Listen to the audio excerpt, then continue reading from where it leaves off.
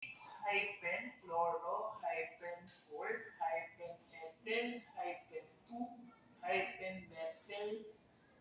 methyl uh, kadikit niya yung octanoic then space acid.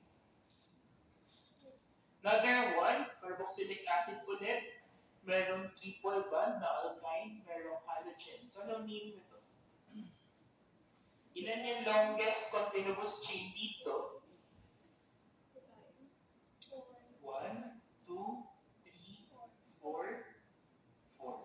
Okay? Bakit hindi 5? Kasi itong huli ay chlorine, hindi siya carbon. Okay? So yan ay merong methyl sa carbon number 2, merong triple bond in between 3 and 4, merong chlorines na nakatouch sa carbon number 4, ano mean no compound? 4 chloro, 2 methyl, then dugtong nyo ulit, but 3 enoic acid.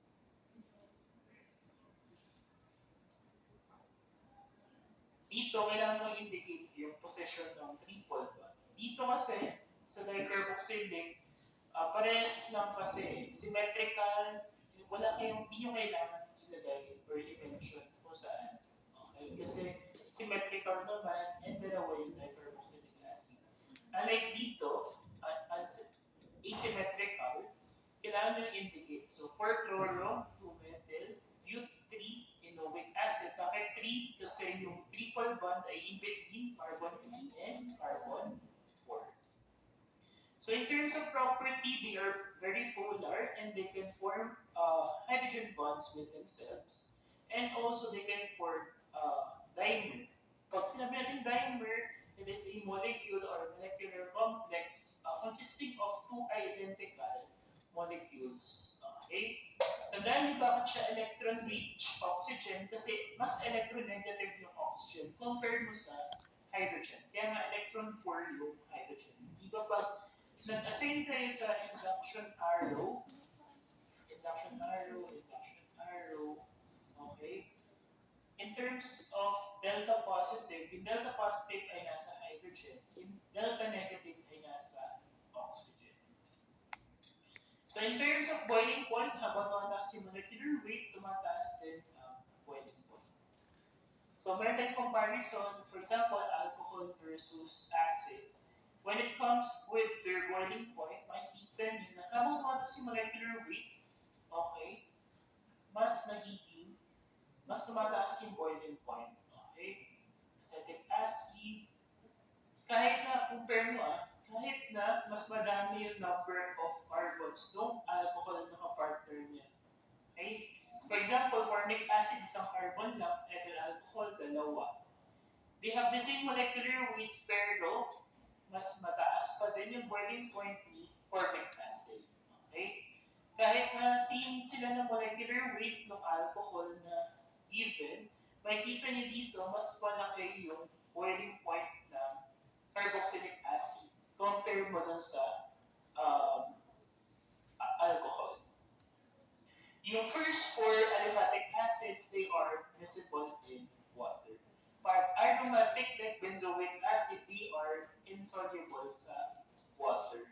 Okay, so they are insoluble sa water. So discuss natin yung non-steroidal anti-inflammatory drugs or yung NSAIDs. Okay? Kasi yung mga NSAIDs, they are mostly weak carboxylic acid except for nabumetone. Yung nabumetone ay ketone, hindi carboxylic acid. Okay? Anong ginagawa ng NSAID? Okay, anong specific enzyme yung inhibit niya? Inhibit niya yung COX or cyclooxygenase. So, anong ginagawa ng cyclooxygenase? Okay, so yung main mechanism of action ng NSAID is to inhibit yung enzyme na COX or cyclooxygenase. Yung COX kasi ay requirement or enzyme responsible for conversion ng arachidonic acid. Pag na-convert kasi ito through COX, okay, meron tatlo kayong mapoproduce na eicosanoids. Yung eicosanoids ay yung tatlo na to, thromboxane, prostaglandin, and prostacyclin. They are collectively known as eicosanoid. Yung mga eicosanoids, na-discuss yan sa pharmacology, yan ay mga inflammatory mediators.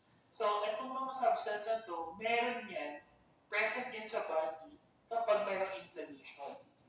Remember, sa NSAID, ang gusto niyang i-prevent is pagkaroon ng inflammation. So, ayaw natin na yung arachidonic acid ay ma-convert dito sa tatlo na to. So, tatlong eicosanoid na to. Ayaw natin itong tatlo na to kasi pag merong ganito, itong tatlo na to, pupopromote pa ng inflammation. Okay? So, kung ayaw natin ito, ano dapat natin inhibit? Yung enzyme na nagpo-convert to, yung nagpo-convert ng arachidonic acid to eicosanoids. Yung tatlo. Thromboxane, prostaglandin, and prostacyclin. So, we have yung NSAID. Ang inhibit niya is yung enzyme na COX or cyclooxygenase. Remember, ayaw natin yung tatlo. Yung thromboxane, prostaglandin, and prostacyclin when it comes sa inflammation. Okay? So, ano po yung 5 cardinal signs of inflammation? When it comes sa inflammation, meron tayong 5 cardinal signs. We have number 1, pag kinagat ka ng langgam, anong unang nangyayari? Namumula. Redness, ang tawag doon ay rubor or redness. Number 2, after mamula, magsuswell yan. Tumor. Swelling. Ano yung physiological rationale behind rubor or redness kapag namumula, nag-increase ang blood flow. Okay? Pag tumor, mayroong exudation of fluids. So after mamula, after mag-protrude or mabaga, so ano nangyayari?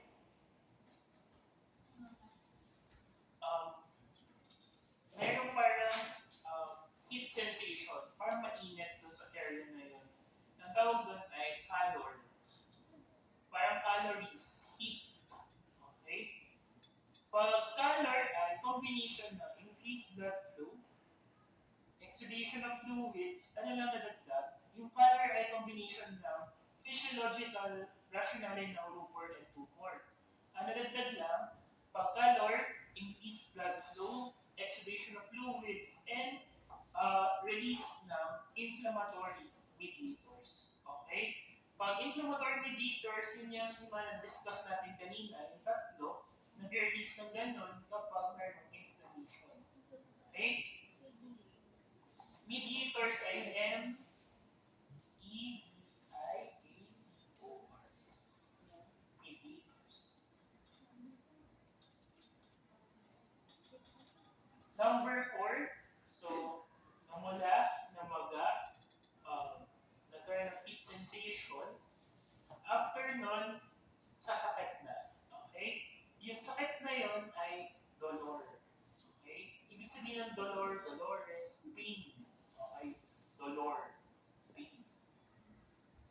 So dito, sa stage na to, meron stretching of pain receptors. Okay? Kaya kayo nasasaktan kasi may mga pain receptors kayo. So once na ma-trigger yun, okay, tsaka yung maramdaman yung pain. Okay? So stretching ng pain receptors kapag sa dolor. Okay? After ng dolor, number 5, we have functionally sa or loss of Yung functionasa ay F-U-N-C-T-I-O, then lasa, L-A-E-S-A. Loss of function. In terms of physiological rationale, yan ay pain, disruption of tissue, fibroplasia, and metaplasia. Yung pinaka-important lang naman dito, mayroong pain, disruption of tissue,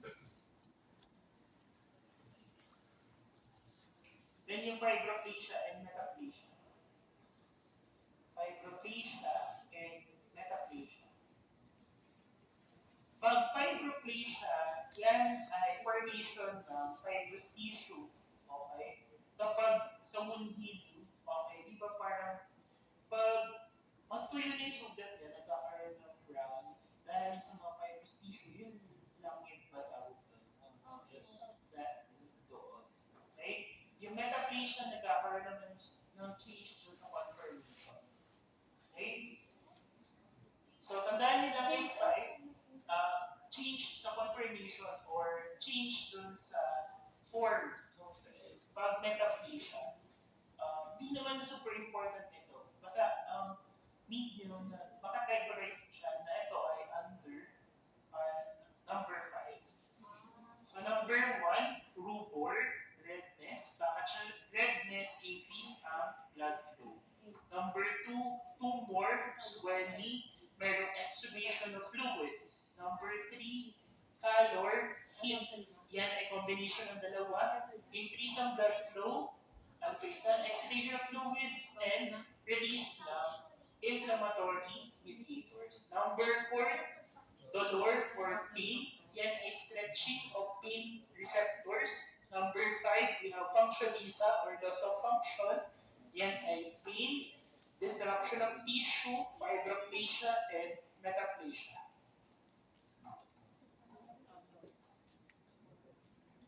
Yung mga prostaglandins, these are hormone-like messenger. Okay?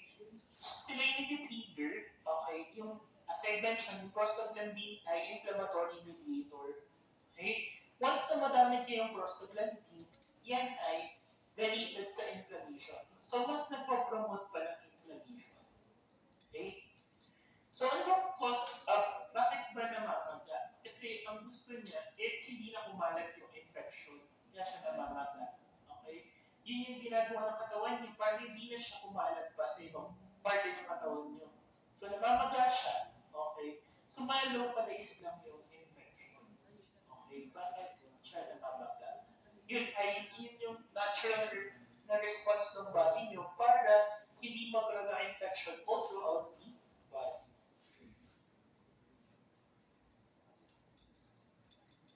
We have ito yung mga drugs under NSAID. We have aspirin or acetylsalicylic acid. Ito yung acetyl group. Yan ay antithrombotic. Antithrombotic ay pinaprevent yung alin, yung platelet aggregation. Okay? So, pinaprevent niya yung thromboxane A2 synthesis. Okay? Basta, ang tandaan niyo dito, yan ay pinaprevent niya yung blood clot in layman's term. Okay? So, pinaprevent niya yung blood clot. Kasi nga, kaya ito ginagamit as maintenance drug for those na prone sa stroke. Di ba sa stroke, ang usual na na-encounter ay nagkakaroon, nababarahan ng ugat, may puputok na ugat. Okay? So, para ma-prevent yung stroke, okay, kailangan mo ng pampalapot ng dugo. Okay? Blood thinners. Okay? Para hindi siya magkaroon ng mga blood clots. Okay? Then, saan ba contraindicated to? Kaya minsan tinatanong kayo ng dentista nyo. For example, ay bubunugan kayo ng ngipin. Okay? So, tatanungin muna kayo kung meron ba kayo inom na anti-thrombotic or anti-platelet. Kasi nga, anong magiging outcome pag kinuhanan kayo ng ngipin tapos nag-aspirin pala kayo. So, once natanggalin yung ngipin, tuloy-tuloy lang yung pagdurugo ng area. So, hindi magka So, maubusan kayo ng dugo eventually. So, ayaw naman natin na maubusan kayo ng dugo, pumutla kayo dyan. Okay? So, kaya tinatanong kung meron kayong maintenance route na blood thinners. So, bawal yun kapag kayo ay magpapa-extract ng siramitin. Okay? Also, we have diclofenac. Pain reliever din to. Usually ginagamit to for arthritis. Bakit diclo? Kasi dalawa yung chlorine dito sa diclofenac. Okay? Then, meron din siyang carboxylic group. Yung arthritis, pag arthritis, ano ang inflame? Anong namamaga? Joints. Okay? Remember, pag inflammation of joints, arthritis. We have ibuprofen. Yung ibuprofen naman is used to relieve pain. Usually ginagamit natin for headache, for dental pain, okay? For menstrual cramps, for muscle aches, and arthritis. Pero, iba, mas ina-advertise siya sa mga, usually mga construction workers. Kasi pag construction workers, ano bang, saan sila prone? Sa muscle aches, okay? Body sores, okay? So, yun yung common na use ng ibuprofen. Okay? Yung mefenamic acid naman ay for mild to moderate pain naman din siya. Yun yung mas common na ginagamit na sinasama sa amox kapag correct nagpabunot kayo ng ngipin. Ang usual na pinaprescribe sa inyo ay amoxicillin at mefenamic acid. Okay? Kasi yung ibuprofen ay hindi siya pwedeng pangmatagal. So, dapat hindi kayo inom ng ibuprofen ng pangmatagal kasi nakakasira yun ng kidney. Okay? So, maximum lang nun actually ay 2 weeks. Okay? So, hindi siya pang long-term na panggamot. Okay? Yung mga ibuprofen. Okay?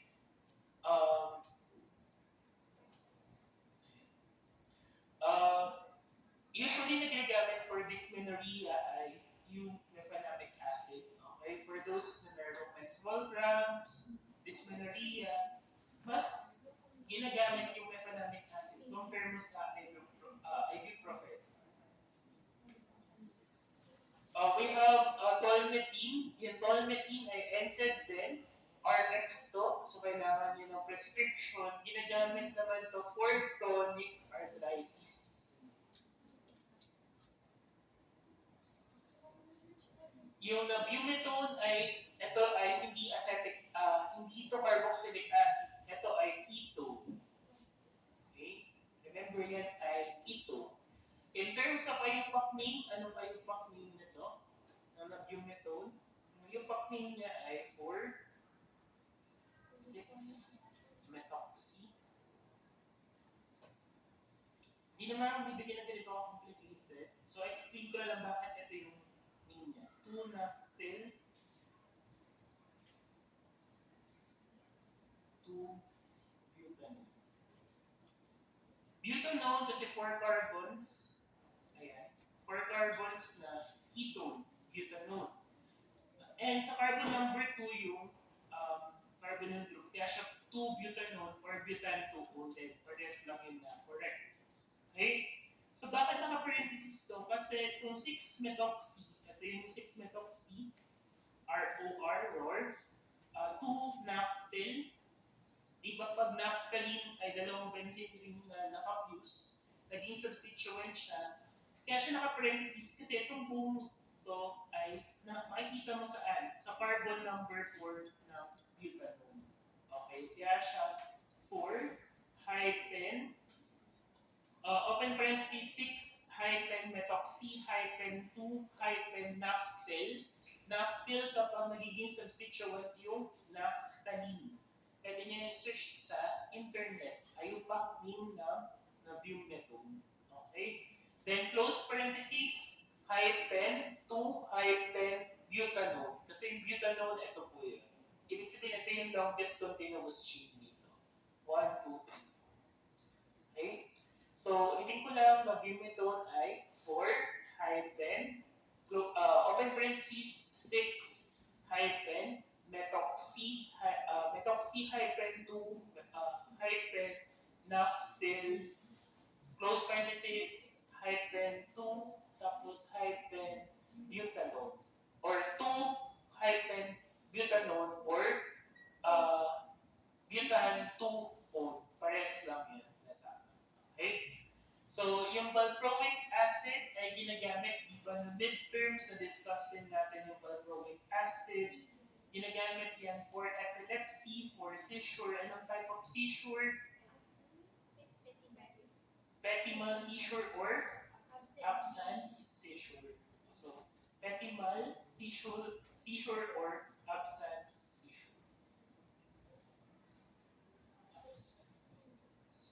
Yung spelling niya ay parang absence, pero yung pronunciation niya ay absence.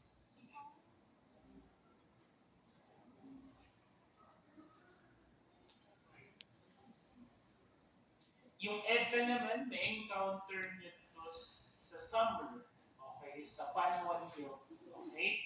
So, yung EDTA ay, I think na-encounter niya dito sa PCQA, yan ay antidote for lead poisoning.